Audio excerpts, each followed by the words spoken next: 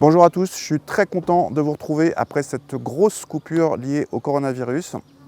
Alors on va repartir dans cette année 2020 de plus belle avec un engin qui va être dans une catégorie très tendance pour cette année, à savoir une hybride rechargeable, la Mercedes classe A250e. C'est le petit E qui change tout puisque la classe A250 c'est une voiture thermique à essence normale, alors que quand il y a le petit E, ça devient donc une hybride rechargeable dotée d'un moteur 1,3 litre turbo essence développé conjointement avec Renault, associé à un moteur électrique de 102 chevaux, le tout pour une puissance cumulée de 218 chevaux. Alors la classe A, ses concurrentes naturelles, j'ai envie de dire, c'est l'Audi A3, et justement la quatrième génération d'Audi A3 qui arrive va exister elle aussi bien sûr en hybride rechargeable avec des versions de 204 et 245 chevaux, les mêmes motorisations que la Golf GTE. Il va y avoir aussi une série 1, l'autre concurrente naturelle de la classe A en hybride rechargeable avec a priori la même motorisation que la série 2 225 XE. Pas de concurrence connue en revanche chez les Françaises. Nous avons pu mesurer cette classe A250 et notamment son autonomie électrique, devenue tout d'un coup un critère important, on voit ça à la fin. À l'intérieur, on se retrouve dans une classe A normale à quelques détails près, comme les affichages typiques des hybrides rechargeables, dont les flux d'énergie ou l'autonomie restante en électrique. Parmi les modes de conduite, on trouve également des modes spécifiques, dont le 100% électrique ou un mode battery level, qui permet le maintien de charge, mais pas la recharge en roulant.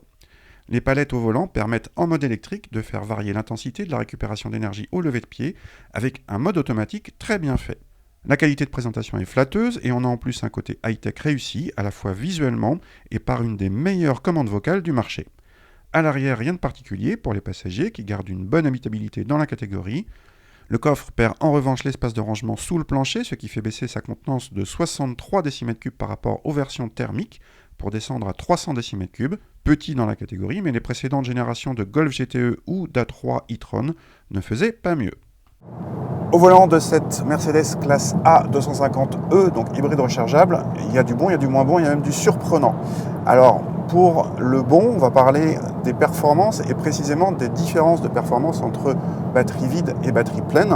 Donc on a une classe A qui fait 218 chevaux, 450 Nm de couple. Il n'est pas du tout question de parler de sportifs. Je vous rappelle que dans la gamme, les sportifs, c'est les 35 AMG qui font 300 chevaux ou bien la 45 AMG tonitruante.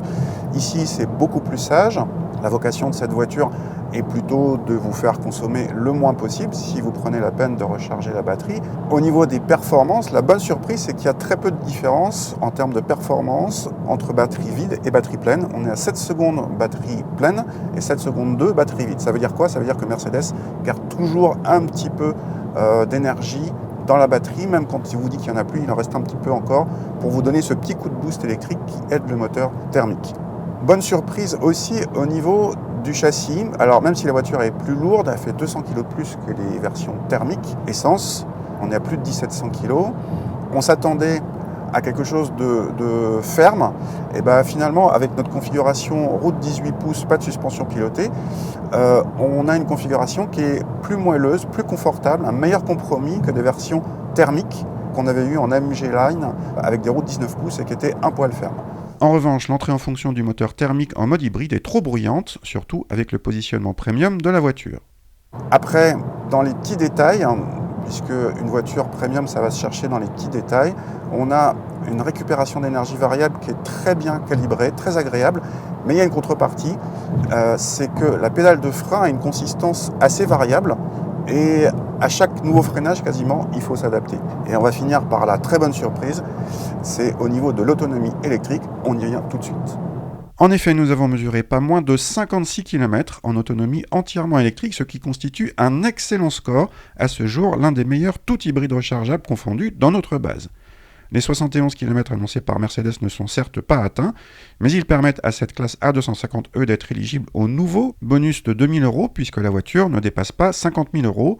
Aux 43 550 € tarif hors option de notre modèle d'essai, vous pouvez donc retrancher 2 000 € et cette classe A250e devient du coup moins chère que la classe A220D de 190 chevaux. Nous n'avons pour l'instant pas les tarifs des nouvelles concurrentes de chez Audi, BMW ou Volkswagen, donc impossible de comparer.